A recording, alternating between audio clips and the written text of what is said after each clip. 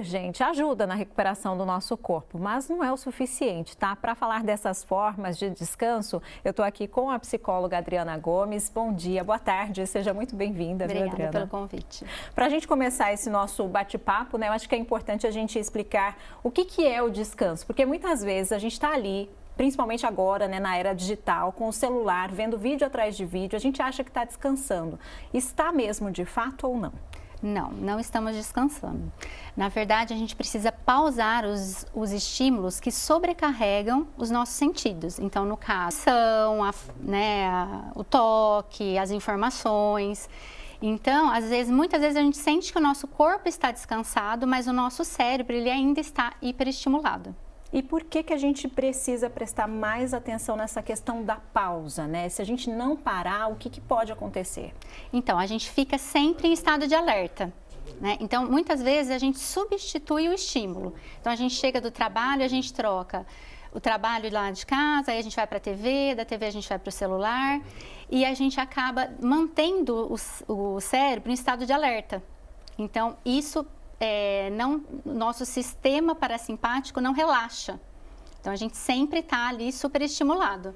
E esse descanso, ele pode variar, né, como a gente viu ali na reportagem, dependendo aí, né, da atividade que a gente tem. Inclusive, Adriana, eu queria que você acompanhasse comigo, a gente até separou uma arte, pessoal, sobre isso. Não é uma regra, tá? Mas isso pode variar aí de acordo com cada profissão e de acordo com cada pessoa, né? A gente está acompanhando ali atendimento ao público, por exemplo, né? Fala bastante com as pessoas. Sim. O ideal seria buscar um momento sozinho, mais tranquilo. Exatamente. Eu sempre costumo falar que o autoconhecimento é o mais importante, porque aí a pessoa ela vai identificando o que funciona melhor para ela.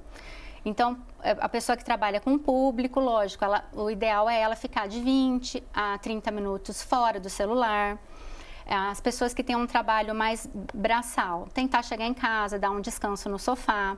Então, um banho quente. Então, muitas vezes, a pessoa ela vai identificando o que causa mais irritabilidade e vai fazendo escolhas e manejando isso de uma forma com mais qualidade.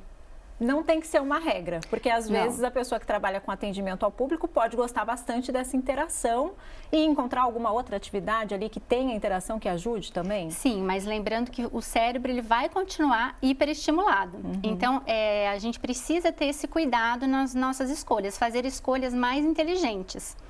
Então, mesmo que a pessoa goste de ficar no celular, ver alguma coisa, alguma série, o cérebro ele vai estar continuando hiperestimulado nesse caso. E aí a gente tem que ficar atento ao nosso corpo, né, Adriana? Sim. Ver os sinais. Existem alguns sinais que podem indicar realmente ali que eu estou precisando de um descanso. A gente também separou ali uma informação, uma arte, né, falando disso. Quais são esses sinais que a gente tem que ficar atento? Sim, a gente pode apresentar ansiedade, irritabilidade, alterações de humor, insônia, dores de cabeça. Por quê? Exatamente porque o nosso cérebro ele continua em atividade.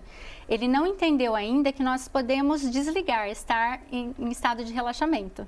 Estão chegando algumas perguntas aqui no nosso WhatsApp, já vou repassar para a Adriana aqui. O Pércio de Araraquara, ele diz o seguinte: minha mãe, Áurea, tem 76 anos e mesmo cansada, não consegue ficar sem fazer alguma coisa. Qual que seria a melhor opção para ela? Obrigada e bom final de semana. Eu imagino que muitas mamães que estão acompanhando, muitas pessoas que estão ligadas aqui, estão nesse 220 e não conseguem ali um minuto. Qual que é a orientação, Adriana? As pessoas mais idosas, embora elas tenham menos estímulos sensoriais, o cérebro delas é muito ativo. Então, assim, sempre buscar tentar memórias afetivas, músicas relaxantes com natureza, contato, andar descalço, tudo isso traz uma sensação de relaxamento. Mesmo que elas façam as mesmas atividades ali, isso tem algum problema? Porque a gente sabe que mesmo nessa idade muitas pessoas não conseguem parar, vão ali cuidando da casa, lavando, limpando. Sim, então aí já entra um pouquinho mais do esforço físico, né? Que também já são outras formas de relaxar. Mas, por exemplo, o cuidar da casa, ou fazer uma refeição, isso também faz parte de um relaxamento. Então, às vezes você preparar uma comida, a pessoa ela não está se estressando, ela está relaxando. Assim como tocar um instrumento, entende? Então, atividades manuais, ela está ali com o cérebro em funcionamento, mas não está num estado de alerta. Muito bem. Agora, existe uma diferença, né, entre cansaço físico e sensorial. O que seria isso? Qual que é a diferença desses dois tipos? Sim, o cansaço físico é depois de um trabalho mais braçal, de atividade física. Então, aí você vai buscar descanso que relaxe o seu músculo. Então, deitar um pouquinho, uns 10 minutos no sofá, tirar um cochilo, e isso ajuda a descansar os músculos. Já no descanso sensorial, é justamente isso, é você desligar os sentidos. Então, se você fica estimulado, tela, às vezes a gente acha que a gente está descansando, mas a gente está hiperestimulando o cérebro. Então, por exemplo, desenhar, né, ou ver uma série, alguma coisa assim, que você não precisa de fato ficar pensando, elaborando alguma coisa para o seu cérebro entender realmente que ele está em estado, que ele pode ficar tranquilo, que não está em perigo. Fazer escolhas mais conscientes, né? Exercer mais esse tempo de qualidade. Muito bem. Nesse sentido, Adriana, tem uma outra dúvida que chega aqui pra gente. O Marcos de Rincão, ele diz o seguinte: dá para priorizar o descanso físico ou o descanso mental? Qual que seria o mais importante? Eu acho que o descanso, ele é tão importante quanto você se alimentar bem, você praticar atividade física. Então, quando a gente faz essas escolhas conscientes, tanto o físico quanto o mental é super importante. Então, se você puder unir os dois, é o ideal. Uhum. E esse descanso muda em cada fase, em cada etapa da vida? Sim, geralmente as pessoas mais jovens, ali por volta de 20 anos, né, elas fazendo uma caminhada, ficando de 15 a 20 minutos, descanso de tela. Aí o pessoal ali da meia-idade, já um banho relaxante. Eu costumo falar, sabe aqueles preciso de 5 minutos, né? Se você ficar em silêncio. Então, você ir criando pequenos rituais, né, ao longo do dia, de 2 a 5 minutos, pausas conscientes, algum exercício de respiração.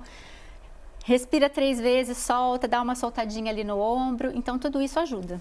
A leitura também ajuda? Essa é a pergunta do Ricardo, de Araras. Ele diz, é uma atividade que exige um pouco mais de concentração, é algo que pode ser diferente da rotina, pode ser considerado também uma forma de descanso, a leitura? Sim, a leitura sim, porque é um hobby, né? A leitura. Então, se você faz a escolha de uma leitura que não tem a ver com o seu trabalho, eles fogem um pouquinho do seu dia a dia, é considerado sim um descanso. Tá certo. Adriana, muito obrigada, viu? Já agradeço também a todo mundo de casa que participou aqui enviando várias perguntas pra gente e a você também pela essa explicação, e eu espero que todo mundo consiga, né, descansar nesse fim de semana, achar aí alguma atividade realmente para dar uma baixada. Obrigada, viu? Obrigada a você. Ótimo sábado para você.